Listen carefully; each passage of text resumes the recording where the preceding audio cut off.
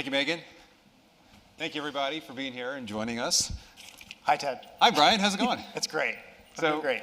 We spent a lot of time together, and we talk about a lot of, fun things. And we figured for hopefully a unique version of Gamemaker's Notebook, we would share some of Brian's experiences in what I think is a very unique journey into the creative director position of one of the biggest titles of last year. But first I want to just talk about D.I.C.E. Okay. Because this is really special for us. D.I.C.E. is one of my favorite conferences. How many D.I.C.Es have you been to? This is my second one. The first one was 4 years ago, just when we were thinking about that guy. Cool. Yeah, so it's kind of full circle here for me. And so when you come to D.I.C.E., are there certain people that you always look for and you want to talk to? I mean, I just want to seek out the people who love the games I love to play. So luckily, being at Insomniac, we get to meet so many different developers. I've met a lot of these people before, but this morning, Amy Henning, someone who I've looked up to for years, came up to me this morning and said how proud she was of me about Spider-Man, and to me, that's doesn't get much better than that. So to see people I've looked up to for so many years be able to play our game and think it's pretty good, I mean, it's just I've said it, this project has been surreal for so long, and just that kind of just adds to it. That's great. Yeah. That's actually, I think, what all of us are here for generally, is to interact with peers and to share experiences and ideas. Yeah, I don't really believe I'm here. I'm what? Almost 20 years ago, I was working at GameStop. I was actually software, et cetera, back then. And I remember I happened to be working that one day, and this journalist came in, and we were talking about games, and he's like, you really, your stuff. Would you ever want to write for our magazine? And I was like, oh, no, I'm in college. I'm going to get my master's in psychology, eventually become a clinical psychologist. Well, that stopped, and then, fast forward almost 20 years now, I'm doing this, so it's just been crazy. Well, let's go back. Okay, so you were working at GameStop. Yeah. So you were selling games. You were selling people on games. Was there one game in particular that you really enjoyed promoting? You know what? Yes. It was WrestleMania, WCW, NW Revenge, because we would get a little bit of bonuses if we had a lot of pre-orders. And for some reason, the wrestling games on the Nintendo 64 were super popular. So we actually used to create our own POP. We used to take things out of video game magazines and create our own POP. So people could say it's coming out, and we would get pre-orders before it was even the system. And yeah, it's one thing I just remember. We literally created our own product. Yeah, campaign. It was crazy. Yeah, it was just. It's you talk about being in the right place at the right time, and just working that day. I remember it was the summer before my senior year of college, and that writer had come in, and we just started talking. And I remember 3 months after I'd taken some of my graduate entrance exams and waiting to hear back from colleges whether I was going to go to next, I just woke up in the middle of the night, and I remember going, I need to do something fun from the last semester. And I actually emailed that guy, and he said, yeah, come. And so for my last semester in college, I actually did my senior thesis, one class, and I did this internship. And then 3 months into it, I said, I'm not going to go to grad school. I'm going to do this full time. I literally was studying for my last college final on my way home from my first E3. That was a faithful step. So, yes. So when did you join EGM? I joined EGM in 2003. Yeah, so I actually moved out to LA for about 7 months and was freelancing, did a little bit of PR, and then EGM was relocating from Illinois to San Francisco. And through a friend of a friend of a friend, I got my resume and flew up, and in January, I think, of 2003, that's when I started. And who's Fragile Eagle? Fragile Eagle, that is about 2 years before I left for Insomniac, Ziff Davis, who owned EGM, started picking up a lot of online stuff. So we started OneUp.com, but we also started podcasting. And I was on a sports podcast, and somehow, as you know, I get a little worked up and emotional, and I would get, if anybody ever said anything negative about something we said, I would get all worked up. And one of the listeners called, God, Brian's so fragile.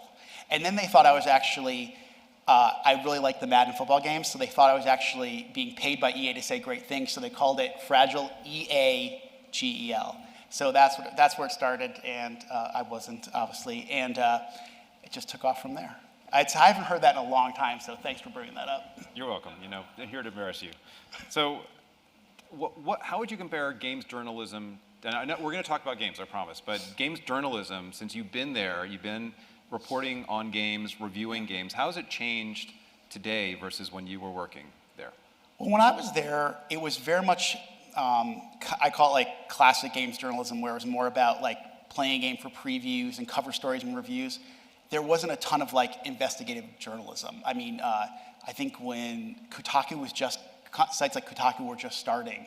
And as 1UP started to build up, we saw more people like going after stories, asking the question why? And that has just kept getting bigger, and you're seeing much deeper stories, really interviewing a lot of different people. I think there's been some great stories over the years, and I think that's the biggest thing, is just people asking the question why and digging into why certain decisions were made, why a game got canceled, why it got greenlit, why this deal got made. So I just think that's really changed over the last few years for me. So now when I get interviewed for a story, I feel it's different. Like I don't know if I'm always worried I might say something different because it may become like a big headline, but I just don't. I remember I wasn't doing those kind of stories when I was a journalist. Well, having that background, do you find that having been a games journalist, you can look more objectively at the content that you're helping create? Is that a strength, going from games journalism into game development? I mean, I definitely think that, when I first started at Insomniac, I was, offering the dev team, because I was started on the community side. My first year I was the community manager for Resistance 2. And I was trying to look at it through the lens of a possible, like, someone reviewing the game, right? And giving some insight. And I still think to this day, when we think about features for the game, or I still look at it through a little bit of a media lens, but I don't think it drives me, or I just think it's just another perspective to look at a product that we're working on. So it's not the be-all, end-all, it's just one piece, one perspective that we can have when developing the game. Got it. So what actually drove you to go from journalism to games? What was that moment where you said, I need to do something different? So a couple of reasons. First off, I was really lucky to, at EGM, we were one of the biggest magazines, and we got to go around the world to visit different studios, which was awesome. Like, I got to go to Japan, Canada, all over the US. So I got to visit a lot of different studios, and as I've been doing it, I just started to ask myself the question, like, would I ever want to do this? Like, make a game? Like, I write about it. Could I make it? Truth is, I had a lot to learn. But, and then what, truthfully, is, Ziff Davis was going through some rebuilding. I actually got passed up for a promotion. And around that same time, my grandfather got sick. And I remember just being at a crossroads, and I was actually flying home basically to say goodbye to my grandfather because I knew he was going to pass away soon. And I was actually reading a Game Informer with Resistance 2 in the cover, coincidentally. And I just had this moment of like, I think it's time to try it. So I went home, and I came back and I said, I'm going to see. So I actually called Ryan Schneider, who we know very well at Insomniac. And I said, hey, do you have anything available? And he's like, how soon can you be here for an interview? So within 48 hours, I was on a plane. And by the time I got back, and I was actually, I think I was at a GDC where I was having lunch with somebody, and gave me the call saying, you got the job. So I feel I've been very fortunate and been in the right place at the right time throughout my entire career. So yeah, it just felt like the right time, and I wanted to see, I could write about it, could I make it? And then when I got there, did I learn a couple things. Well, what surprised you the most about making that transition from journalism to making games? It feels like the most complicated thing you could ever put together. There are so many moving pieces that you just don't think about when you're just a consumer or a journalist. There's so many factors that go into making something great, whether it's the gameplay, whether it's the visual design, whether it's the story, all the above. And to see that many people working in some way unison to get it done on time, no bugs, and at the end of the day, a high quality. It amazes me every single day. And it doesn't matter how small or big the game is, it's just the unbelievable coordination, and then having somebody at the top who has a vision for something great, and looking up to that person going, hey, we know it's going to be a bumpy ride, but we're going to get there at the end. Right. I mean, when I first got there, you were the creative director on Resistance 2, and like, right. Just looking at what you went through, and just, it's an up and down process, but I don't think you understand until you're actually sitting in that chair. That's true, yeah. I think that was the thing that surprised me the most was it's a really emotional, like it's a very emotional experience of being a creative director. I don't think I've ever gone through anything like that before, just the highest of highs and the lowest of lows. Well, okay, so why? Why is it emotional for you? Because it's super personal. Because in some ways I feel like people are saying, well, I don't like, if they don't like the game, I don't like you. And I think part of that is, you know, I had never been a creative director before. You know, I came from a production background, and I felt like I learned a lot throughout the years from all the people in Insomniac, but like, you know, could I really, really do the job? Did I have a vision that people could believe in? Would they believe in somebody who used to be the project manager? You know, or there were so many different factors, and there's so many talented people in Insomniac.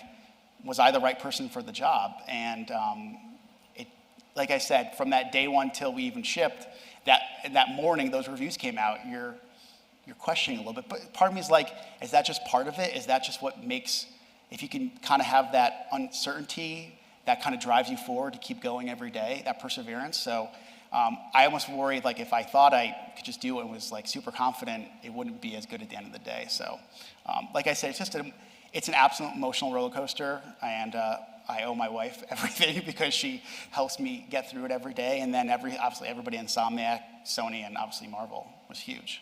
So what do you think the difference is between when you started, in terms of taking criticism, when you started as a creative director versus the end of production? I think it's for you. Really, I mean, because you well, instantly. Right? So. Oh, okay. They don't like it. Ted, find somebody else to replace me. Like that would instantly be my first reaction. Like they're just gonna get rid of me. He's not good enough. What a mistake we made. And then that slowly goes away over time.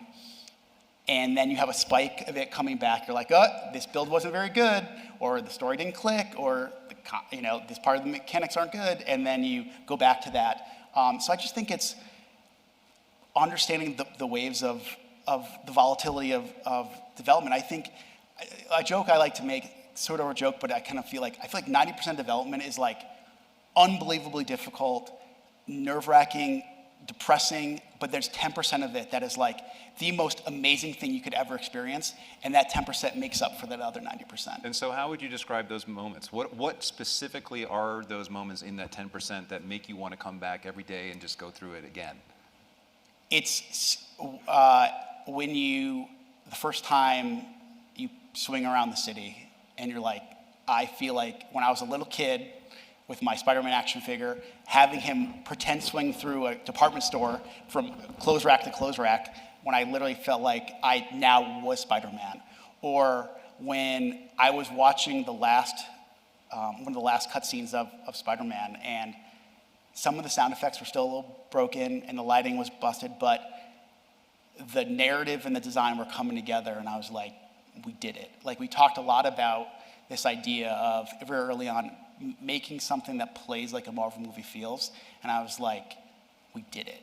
And all the blood, sweat, and tears and the concerns about the story working, they all went away that moment. Like, I remember the tough times, but that one moment made up for all of that, and realizing that was just part of the process. I know it's just part of the experience, and I relish those times as much as I relish the great times as well. It makes the good parts even better, I guess. Do you think teams lose faith along the way sometimes? Because you, as I think they question it. I think they question. Your job, right, is to have a vision and to help bring people along. So what do you do when people start questioning the vision and start saying, I'm not sure if I believe anymore? Well, first, I think you have to have a conversation. You have to pull them aside, or sometimes get people in a big room and just talk to them through the concerns. Well, first off, you have to talk to yourself and say, is this the right thing for the game? Yeah. And I was very confident in the pillars of the game we were making. I felt like we had a strong vision. I think first time being creative director, I wasn't exactly sure what are all the pieces that added up to that pillar. And what I realized was, in the very beginning, I tried to pretend like I knew everything, and that I came across as a little bit cocky. I remember, I don't know if you remember this, but I remember calling you after the first meeting with Sony. I was like, hey, how do you think it went? And you're like, could have gone better. And I was like, oh my God. And I remember I was actually a family member was visiting, and I was driving back on the PCH, and I was silent for about 25 minutes because all I could think fixated. Like I had the I'm fired thought, and then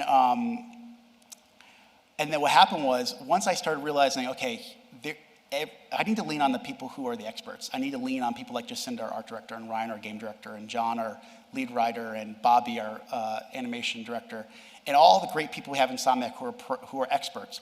But then what happened was, anytime we had a problem, I would just talk to those 4 people, and there's 80 plus other people working on the game, and they felt like they were not being part of the process. So I just had to learn that it's okay to say, I don't know. Hey guys, I need help. Because I was so concerned of like, well, I have to prove myself right off the bat. And at the end of the day is they want to hear, hey, we need your help, because then they feel ownership over it. And that's when just really spectacular things happen in development. At least that's how I feel. No, I think and I saw you do that. I mean, that was a transformation for you. And I remember we talked a lot about different approaches to how you involve other people in helping solve these problems. And I will say it took a leadership. We were doing some leadership training at Insomniac, and we had an offsite with some of the execs and the directors, but then we also had the leads did something, and then a bunch of us came, and I heard it, like they were pretty open about how they felt about the leadership and how I was doing as a CD. And I remember taking a ton of notes. It wasn't like I completely changed who I was, but I realized, I could lean on a lot more people and just ask, hey, here's the problem. How do you guys think we should solve it? Not dictate a solution. And that actually ended up being super freeing because I got to play the game way more. Some of the ideas that were coming about were fantastic, and I don't think they would have happened if I was holding on as tight as I was, especially in that last year of development. Yeah. Well, let's talk about that, about how ideas come about, right? So there's an idea for a game, right? And first of all, how do you even get to the beginning? How do you start when you have a big game in mind, but you need to start fleshing out the pieces? I think it starts with the pillars. I think you have to pick 2 to 4 pillars that you really believe in. Okay.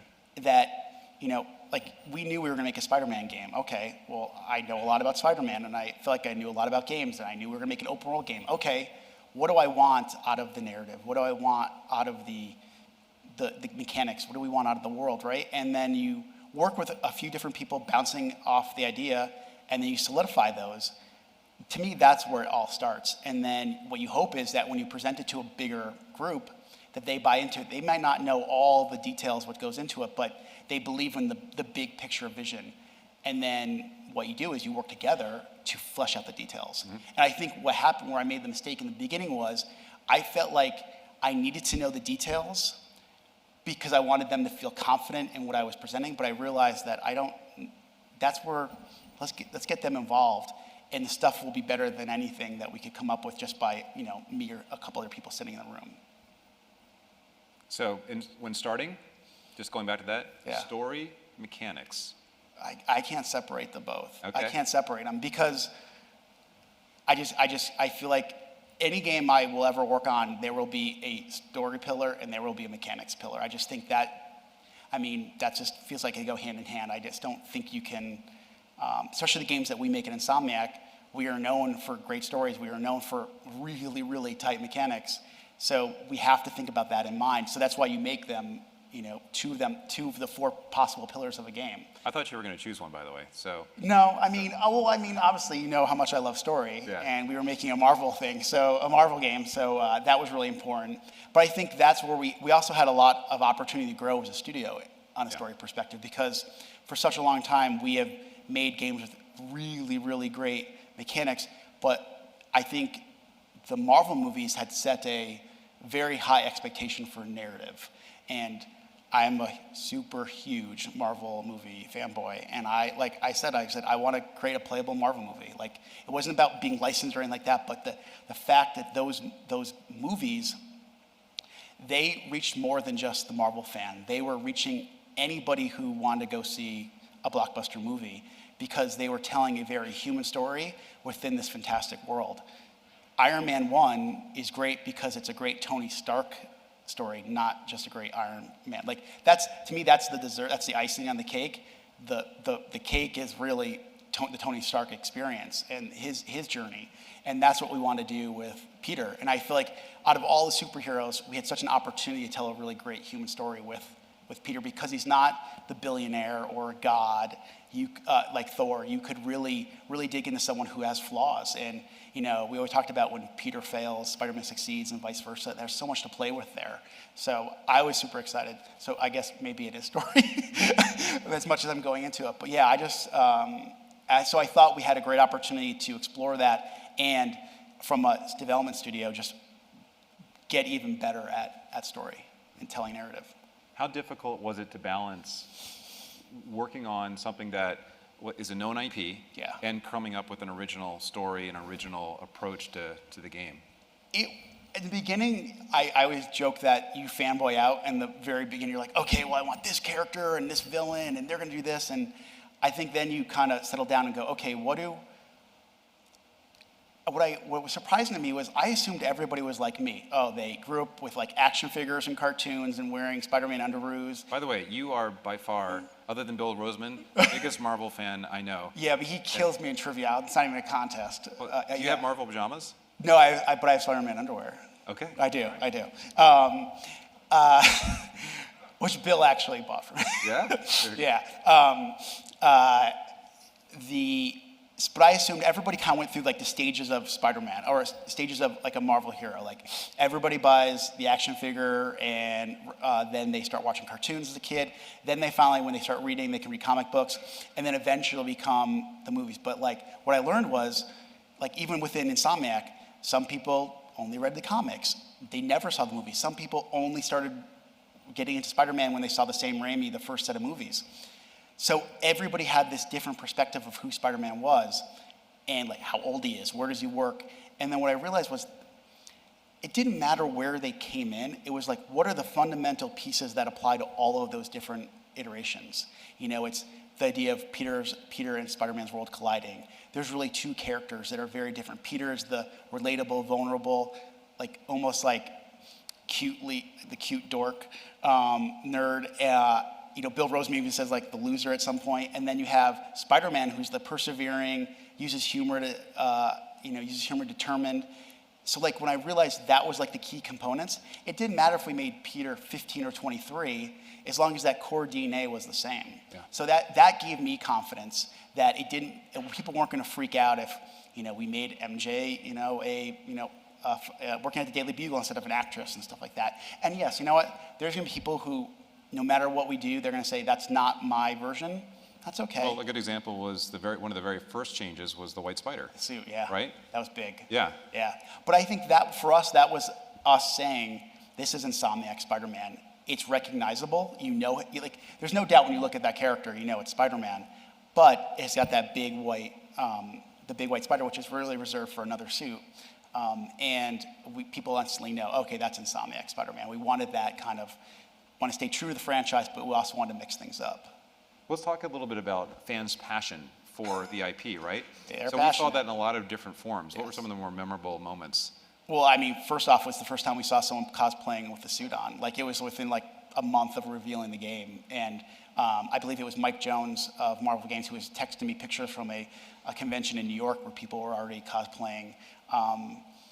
The amount of people who showed up at Comic-Con for our panel, and just anytime anybody would wear, Insomniac would wear something Spider-Man related, they would come up and just, whether it's In-N-Out Burger or, waiting at the airport, people are coming up to us and he's saying how much they love the game or how much they were looking forward to it, or when are you going to reveal more about it, or when are you going to release a certain suit from a movie. It's intense. Yeah. And now, one thing, asking me about what it was like before, we didn't have Twitter when I was back, when I was a journalist, and now it's like they have instant, I wake up in the morning and there's 20 questions. Do you answer all the questions that you get? I tried, I couldn't keep up, and it was like a slippery slope, and at one point I couldn't, it was too hard. And what happened was I realized that the more I would answer, the more I would get, so I feel really bad. I try to at least or, give a thumbs up or something like that, but like a long I couldn't keep up. I'm impressed. I mean, it is a lot of. But that's a cue I've seen from other people in my position, like Corey, the director on God of War. He's really good at responding to people, and I'm like, well, if Corey's doing it, I better start doing it. But I think but it's a great way to interact with fans. Like somebody created just this weekend, somebody with their friend wrote VO where they pretended they were Peter talking while they're swinging. They took their time. I'm like, how could I not comment or write back and say great job when they took something we worked on and want to make it their own? And that's pretty special. Yeah. To see that kind of interaction. And if it just takes me a few minutes to kind of say, hey, great job, let's do it. So what's it like being a meme? So by the way, if you guys haven't seen it, Brian's out there and people make memes of him, which is great. I love the one where they're kind of zooming in on your face, where you're, it's some random expression. Is it, where I have like the backwards red hat on? Yeah. Well, it's from a Game Informer interview where they snapped it. And I think work has more fun of it, because what happens on our Slack channel, you can have a little picture, and some people will actually use that meme as their, because they know they're messaging me, so I'll see it and I'm like, oh my God. So like we had a couple QA guys and environment arts Trey used it. So, but it's good fun. Like I think I'd rather have them do that than like saying they don't like the game. So, I'll take that any day of the week. That's great. So getting back to production. So when we're in the middle of production, right, and you're running a very complicated project, what happens when things break, and what kinds of things break in production? Every single thing. Oh, come on. But I mean, a lot of things break. I mean, it could be as simple as the story's not clicking for people. It could be that, first, I feel like we went through, like, each big element of the game went through different, like, breaking points, right? Like, at first it was, like, traversal. We wanted to our goal was, like, make you feel like Spider-Man right away. Like, as soon as possible, like, swinging should be accessible, and really, it shouldn't be a barrier. It should be as natural, even more natural than driving, right? But we had a lot of instances where, like, at the beginning, like, you're slamming in a wall, and you just stop. Okay, so we had to solve that one, and that took a while. And then it was story, and we had a lot of ups and downs on the story side, because we were pushing for something really, really hard. It wasn't just a typical superhero experience where you just see Peter as Spider-Man for 95% of the time. We wanted to tell the Peter side as well, which was very challenging. So how did that click? And then having villains that were believable and had their own motivations. So that went through iterations all the way almost probably till the last 6 months of development. And then the last thing was combat. And I remember, we did the Game Informer story in, March? And we were doing a huge combat push up into that point. So I feel like we all had those moments where it was almost like we got a problem here. And what was great was every single time we hit that, and like it was like a low point, the team rallied and persevered, like kind of like Spider-Man would, right?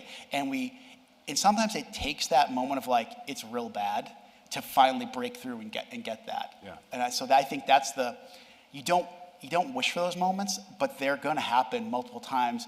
And just, me going forward, it's like, okay, we're going to get to that point. It's going to happen, but we know we can also break through it. And I think we can look back and, if there's new team members or, people just coming out of college, we can say, it's going to be okay. So I just think it's going through it, finding a way to persevere, working together on a solution, and it's going to come again, and we know we can do it.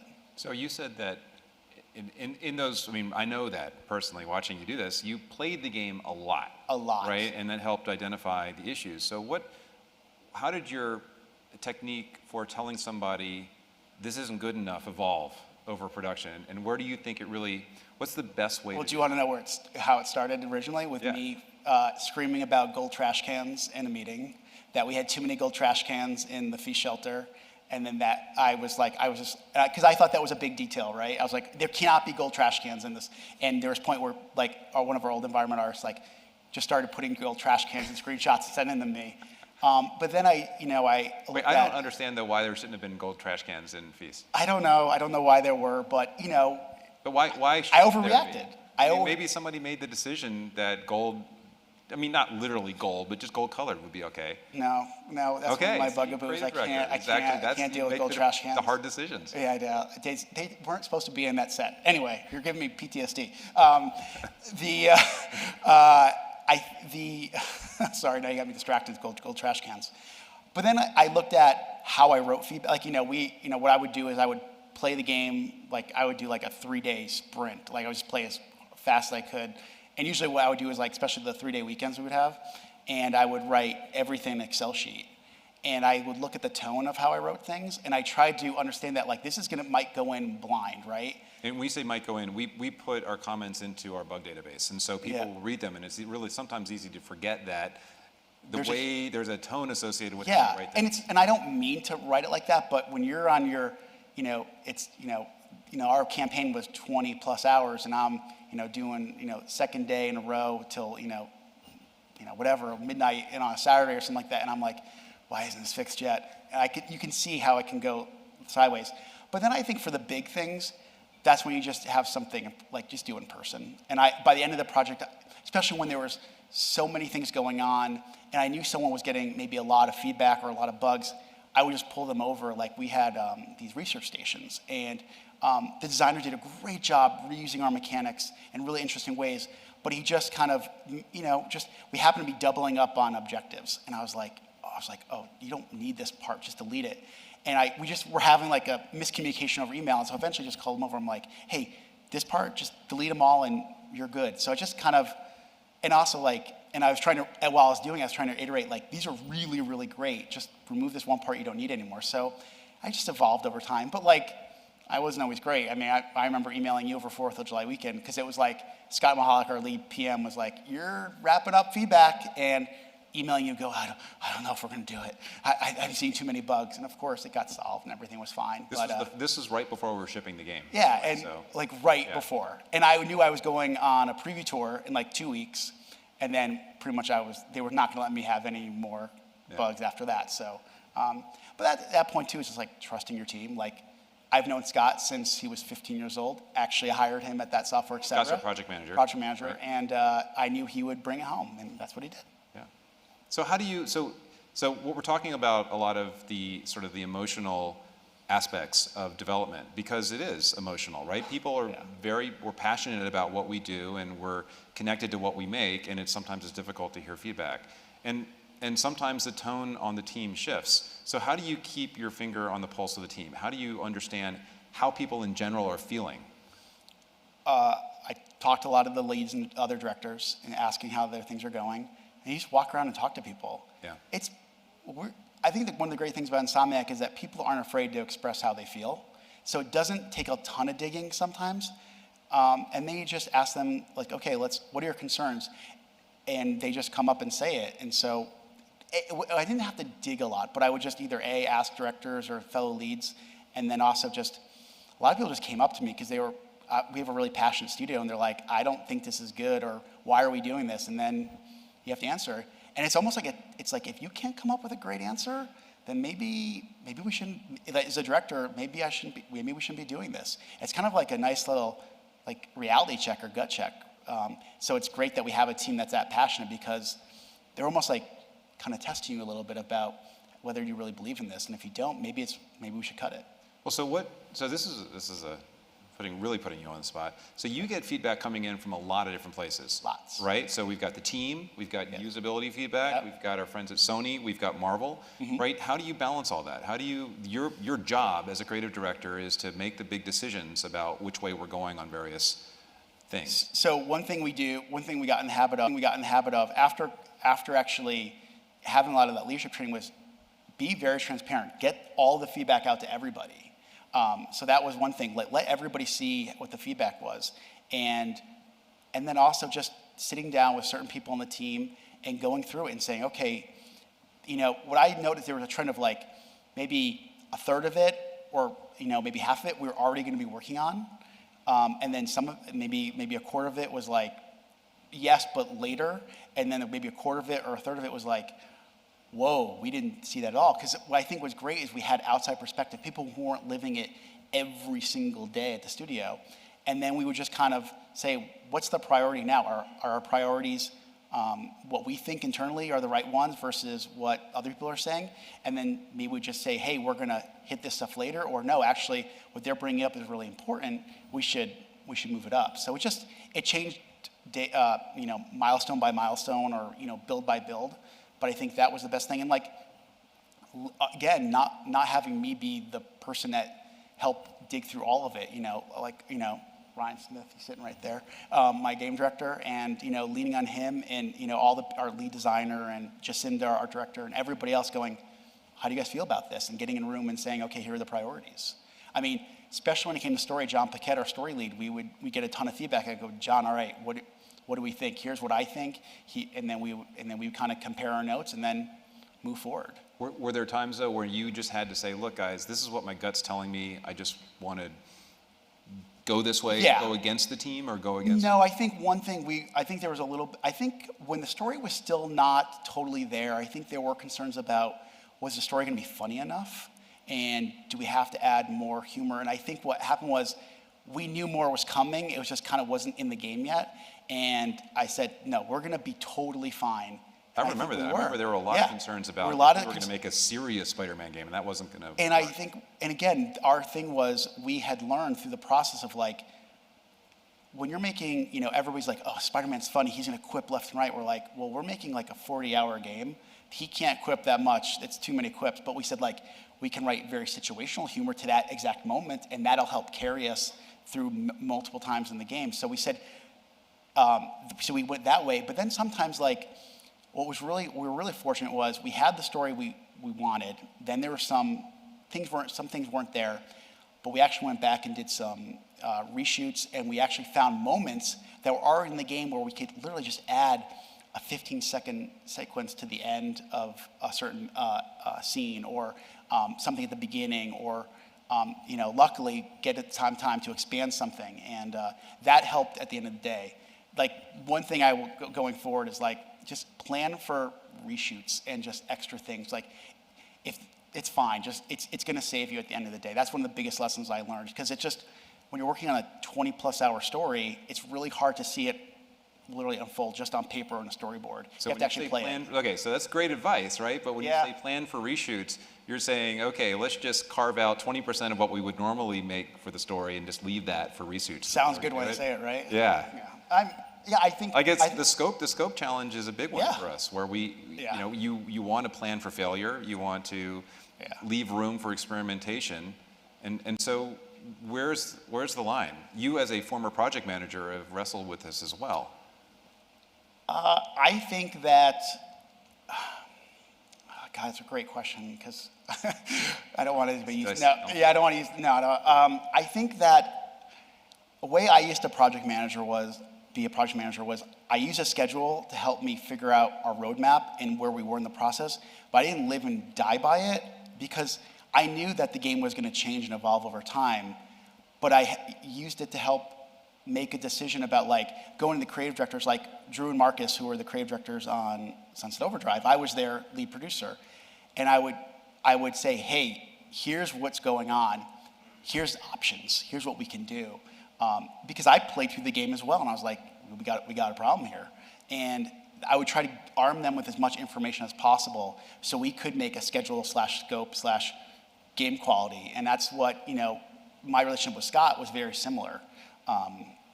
So that's how I liked it. I think the schedule provides a roadmap, but some way I feel like you can't totally live by every single second, because it's going to change. Yeah. And it's going to evolve. And I think my line is, you have to be comfortable with being uncomfortable sometimes, and I know that probably drives some producers crazy, but that's the only way. I mean, these games are so volatile in a way that you have to be ready for change. And the good news is all our project managers rallied, whether internally, externally, and totally supported when we had to make changes at the very. I mean, we were shooting new scenes in the spring.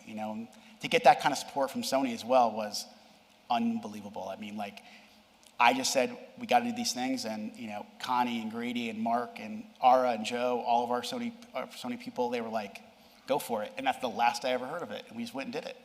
And that is unbelievable to have that kind of support. It's one of the having a partner like Sony on this project it's one of the reasons why it's so good. Yeah, agreed. Yes.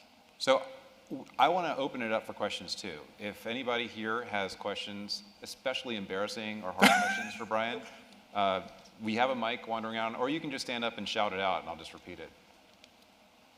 Arnie, anything? No? Okay, I'm just joking.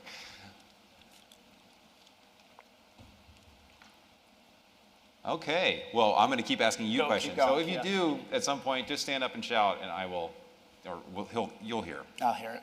So when you think about if taking forward the knowledge from having been creative director on Spider-Man, what are a couple things that you want to do differently or even better on the next projects? And I will also couch this as advice for other creative directors who may be moving on to projects that are larger in scale or different. I will say on the narrative side of things, I love what we did on Spider-Man, and that we nailed that human story within a superhero adventure. But I always struggled with boiling the story down to a simple sentence. And I thought we had great themes of partnership and mentorship, but if someone goes, "What's the story about?" I'd have to give them a paragraph. So what project I work on next, I want to be able to boil the story down to a simple sentence that people can really just capture and keep in their head. So when they are working on the project, it's that foundational, that backbone that provides the experience. So on that as well, I think it's a big one for me. It's just really boiling down the story to something, something John Paquette always talks about is simple story, complex characters. So what is that? What is that simple story that you're trying to tell? I think if you look at some of the great games out there, story-driven games, they have that simple, that one sentence you could boil it down to. On the mechanics side, I think it's just fulfilling the fantasy of whatever character you're creating. For us with a Spider-Man, it was like swinging's got to be amazing, and the mechanics, and nailing that as soon as possible, because those mechanics are going to impact progression and customization and mission design and all those things. And the longer you go without defining those, it's going to keep those other things in flux, and you're not going to have, you have to do some, going back and fixing things up based on what the character does. And then just think about your world. What kind of world do you want to create? What's the tone that you want to create within the story, or of just playing the game, I will always go back to Spider-Man. What's it like when you're swinging around that world? So I think for me, those are really the big things, and just lean on your team. I'm very fortunate in Insomniac to have people who are a lot smarter than me, and to lean on them and let them help drive the vision that you have, because at the end of the day, it's going to be a better experience for that. That's great advice. So when you look ahead to where the industry is going, what do you want to see change? I think I'm a big story guy, so I think for me I want to see more games that are tackling topics that maybe a little bit more, I want to say controversial, but just a little bit more may cause people to disagree on certain things, or that may ask questions that we need to start asking. I mean, you go to social media every day, you see another story about something happening in the world. Well, I hope we have more games that start to explore those types of topics. I know it's something I'm very interested in. For example, I'm very interested in religion. More games that talk about spirituality and why do you believe in something, and why is there so much hate and because we believe in two different things. Just more things that that. And I'm not saying that there aren't games that are doing that today, but I want to see more games tackle harder subjects and provide a perspective, or show multiple sides of it and let people kind of talk about it. My favorite thing in the whole world is to go out with a group of friends and just have dinner, and not just have dinner for an hour, 3 hours, and just talk about life and see what makes people click, and take in some of the things that people talk about, whether it's their personal or what's going on in the world, and seeing more of that stuff injected into our games. That's a big thing for me. That's great. Yeah. Do you think players are evolving? Do you think players are interested in those messages and going deeper with the themes? Yeah, I think, Amy was up here earlier saying it doesn't need to be either or. There's a group of players right now that love those story-based single-player games. I would imagine that audience would like something like that. It doesn't mean the person who only plays like a Fortnite, right? I hope they will give those games a chance, but I think that our society is starting to ask, I talked about the why.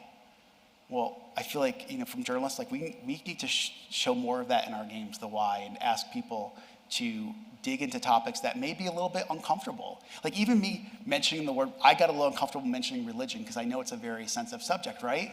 Yeah. But I want to explore that. I want to learn more about it. I want to understand why there is so much hate around something like religion, depending on where you live in the world, right?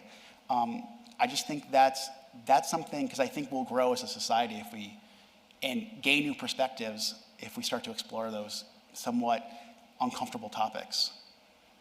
That's great. Thanks. Well, you are obviously very active on social media, but for anybody who doesn't know how to get in touch with Bryan, you want to share your Twitter handle? Yeah, it's just Bryan Intihar. It's just my first name with a Y. Bryan with a Y, it's the right way to spell it. And it's Intihar, Intihar. There's not many Bryan Intihars in the world, so it won't be hard to find. Cool. Well, Bryan, thank you. Thank you for having me. This has been great. All right. Thank you all.